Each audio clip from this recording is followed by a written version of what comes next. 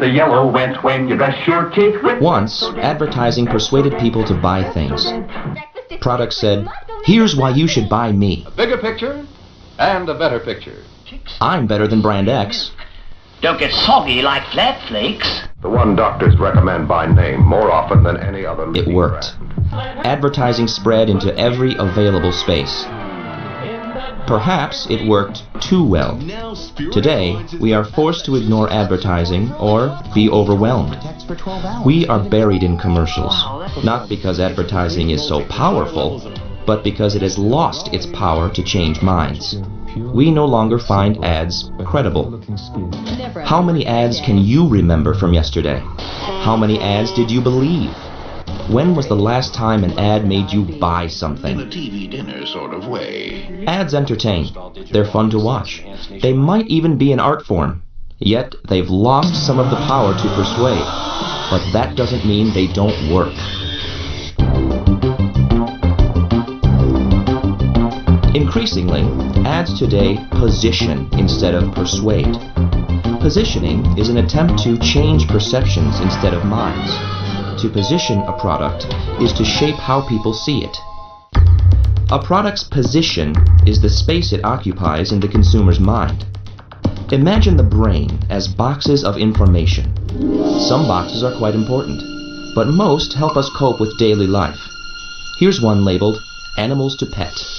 Another is labeled Animals to Avoid. Most of us have a box labeled Good Foods to Eat Daily, while another contains Foods to Avoid. How does this concern marketers? Take pork, for example. About 20 years ago, pork producers noticed people were eating less pork. They discovered many considered pork a fatty food to be avoided. That was its position in the public eye. They also noticed people labeled chicken and turkey as healthy meats. But pork was now leaner. In fact, some cuts contained less fat than chicken or turkey. How could they tell the public? They produced a campaign calling pork the other white meat. It worked. People did eat more pork, and many still see it as the other white meat.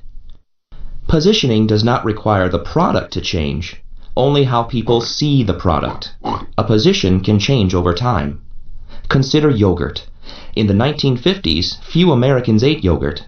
Most positioned it as a weird food eaten by foreigners. Yogurt was for health food nuts, but not the general public. In the 1970s, Dannon launched an ad campaign to position yogurt as a healthy food, humorously suggesting it might help people live longer. By the 1980s, Americans ate 35 times as much yogurt as in the 1950s. Yogurt was firmly positioned as a normal part of the daily diet, at least for adults. But yogurt wasn't for kids. Back in 1999, less than 30% of kids 6 to 12 ate yogurt. So yogurt makers introduced new products to reposition yogurt as a child-friendly food. So yogurt's position changed from an almost unknown foreign food to a health food, to a mainstream food for adults, to an everyday food even for kids. Each repositioning gained a larger market. If, back in the 1980s, Dannon tried to persuade people they should eat yogurt because it's good for you, it would probably still be a specialty food in health stores. Even the position of milk has changed. Fresh milk was not a common drink 150 years ago. Most milk was sold in its preserved state, as cheese and butter. Unrefrigerated milk caused many illnesses in the 19th century, and drinking it was controversial. Even today, much of the world does not drink fresh milk. The idea of milk as a food children need and as nature's perfect food is a position built by milk producers through years of advertising and public relations. Milk is nutritious and does add needed calcium to the diet, but not all healthful foods gain space in the box labeled Good Foods to Eat Daily. Another food that has changed positions over time is the carbonated soft drink. Soft drinks were first sold not as a refreshment, but as medicine. In 1876, Hires root beer was positioned as a mix of 16 wild roots and berries that would purify the blood and make rosy cheeks. Dr. Pepper, even the name hints at its medical past. was first sold as a way to aid digestion and restore vim, vigor, and vitality. Both Coca-Cola and Pepsi-Cola were invented by pharmacists and sold in drugstores, somewhat like a dietary supplement today. North Americans drink nearly a gallon of soft drinks each week, thanks to years of repositioning them from the medicine box to the everyday refreshments box. But there's no guarantee that carbonated soft drinks will maintain that position. That's one reason Coca-Cola already owns many brands that are not carbonated soft drinks. They are prepared to benefit from the future repositioning of water and juices. Advertisers know changing your perception is easier than changing your mind. One tactic is simply to say, look at our product this way. When your child is HBO tells you not to put HBO in that box labeled television programs. They want you to think, what's on HBO, not what's on TV. The city of Santa Barbara, California wants you to think of it as the American Riviera. That's a positioning statement. Zest here claims that it is not a soap. In fact, that it's fresher than soap. Zest takes you to a clean you could never get from soap. Enterprise suggests here that renting a car is not merely for a vacation or business trip. Instead, you should see it as a convenient form of temporary ownership. So easy, it's like having a second car. Here, Stouffer's asks readers to think of their frozen entree as a family-style recipe, while another frozen food maker wants you to think of its food as home-style and made from scratch. Both try to position frozen meals in that box labeled home cooking. The idea is to position frozen food as homemade, not as something you eat when you don't have time to cook. They want consumers to think that serving a frozen dinner is cooking. Many people see margarine as substitute for butter. These spreads position themselves in that box labeled what to spread on bread, rather than the second-rate substitute. Positioning requires market research, the study of consumer perceptions. Marketers use a variety of ways to learn how people currently perceive their products. Perhaps the first market research project took place about 100 years ago, when Charles Parlin of the Saturday Evening Post wanted Campbell's Soup as an advertiser. Campbell knew the Post was read mainly by working people, but he saw canned soup as a luxury product for the upper classes. It was expensive for its time, a dime a can. So Parlin had Philadelphia's trash dumped in a warehouse and cataloged its contents. The garbage from the upper class areas contained few empty cans. Most of the soup cans were from the blue-collar areas. Parlin learned that consumers position canned soup as a time saver, not a luxury item. Campbell became a regular advertiser in the Saturday Evening Post, and Campbell's Soup remains today a convenience, not a luxury. Today's research is more sophisticated, but its goal remains the same. Campbell's Soup noted that people often eat away from home, but its soup was not inside that mental box labeled food to eat on the go. So Campbell created a microwavable container called Soup at Hand as a positioning strategy. good. Another tool of market research is perceptual mapping. Consumers rate competing brands on at least two qualities. The resulting map reveals the differences people see among competing brands. Here's a perceptual map of auto brands. The vertical axis is price, economical at the bottom and expensive at the top. The horizontal line is style, conservative on the left and sporty on the right. Perceptual mapping revealed that consumers saw little difference between GM's Oldsmobile and Buick brands, so GM dropped the Oldsmobile name after more than 50 years of use. So, marketers discover positions through research and perceptual mapping. Sometimes they make positioning statements. They also position by market segments. Cereals are often positioned to appeal to a specific market segment. Fruit Loops is positioned for kids, Healthy Advantage granola for people concerned about nutrition, and Quaker offers a Nutrition for Women line. For many years, breakfast cereals and candy were the only foods positioned for kids. But marketers soon realized that kids influence what mom buys, so they positioned both new and existing foods so kids would see them as cool to eat. Some traditional foods were repackaged and renamed just for kids. Gatorade was created in the 1960s as a fluid replacement drink for a very small market, the University of Florida Gators football team. But through promotion and contracts with pro sports teams, the drink, later bought by Pepsi, was repositioned as a refreshment for young active people. Gatorade was joined by other brands of sports drinks and moved from being a fluid replacer for athletes into that refreshment box, a multi-billion-dollar market. Marketers use emotion, stories, and even magic to position products. Michelin uses emotion to position tires not as something you put on a car, but as something you buy to safeguard your family, more as insurance than a mere auto part. Here, an automaker positions a convertible as exhilaration, even for someone old enough to wear a tie. It uses emotion to equate driving with love. Automakers often position their car as a way to feel free. Feelings play a role in positioning, even for cookies. Pepperidge Farm creates a story. One line of cookies is positioned as a European luxury item using city names such as Bordeaux, Verona, Milano, and Brussels. They position another line of cookies using themes of tradition and homemade goodness. The label announces simple, comforting, cookies that taste like they came right from Mom's cookie jar. Even the name Pepperidge Farm suggests cookies baked by Grandma in a country farm kitchen, instead of on an assembly line in a huge factory. Many products, such as this cleaner, use magical animated bubbles as a storyline. The position is that the magical bubbles are like servants who do the work for you. Other marketers give products a personality to bring them to life and create a memorable position. Many ads use visual magic. Even the army uses story and myth to recruit soldiers. It's human nature to assume that if lots of other people like something, I might like it as well.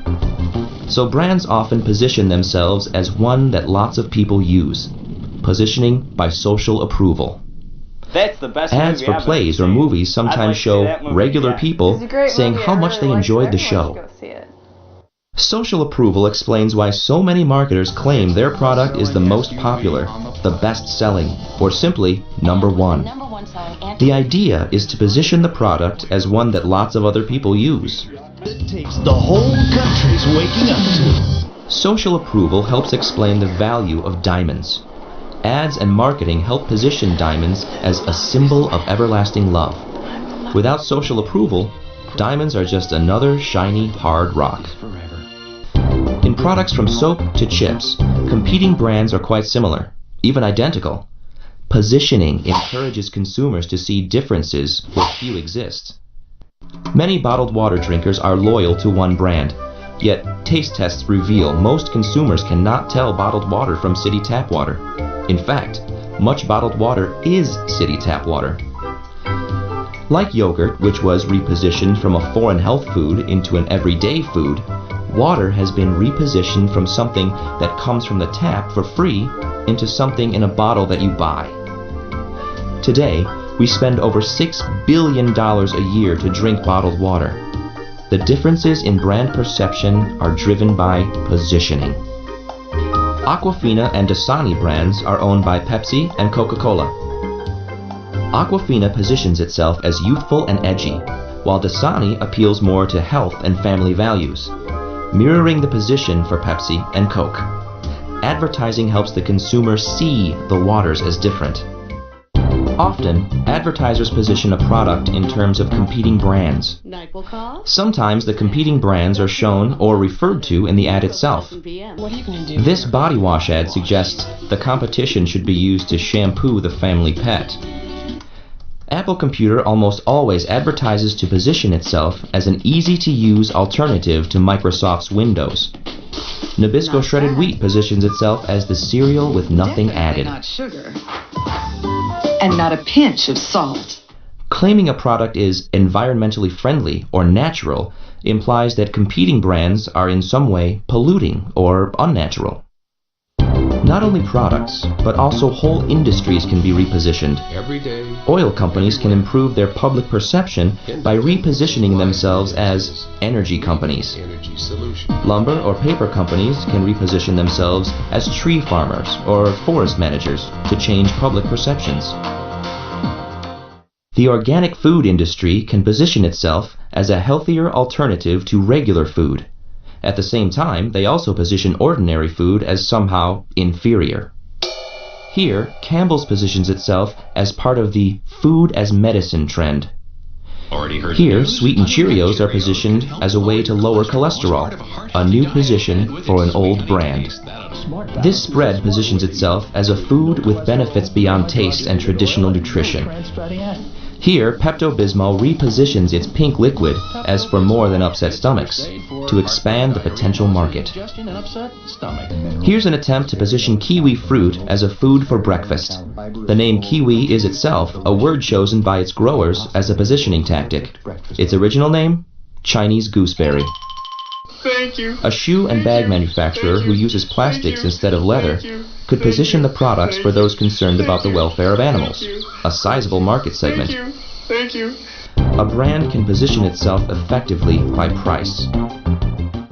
In many product categories, one or two brands claim the high price position, seeking those consumers who connect quality with a high price tag. Grey Poupon mustard and Evian bottled water sell for 50% or more than competing brands. That high price is part of their positioning. One of the most used strategies is to occupy the position of least costly. A few airlines clearly take the position of the low-priced way to fly. IHOP positions its breakfast by price point, leaving the position of upscale breakfast restaurant to others. This store positions itself as a bargain choice.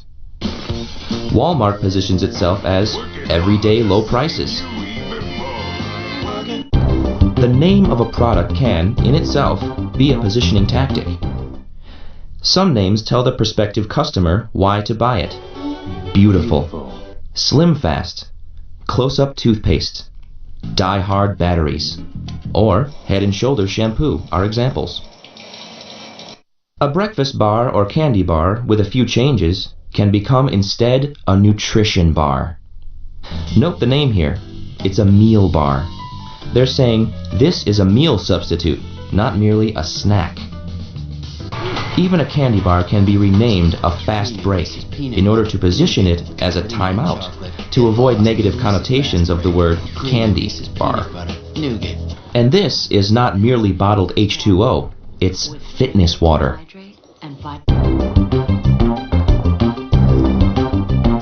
Volvo holds the safety position for cars.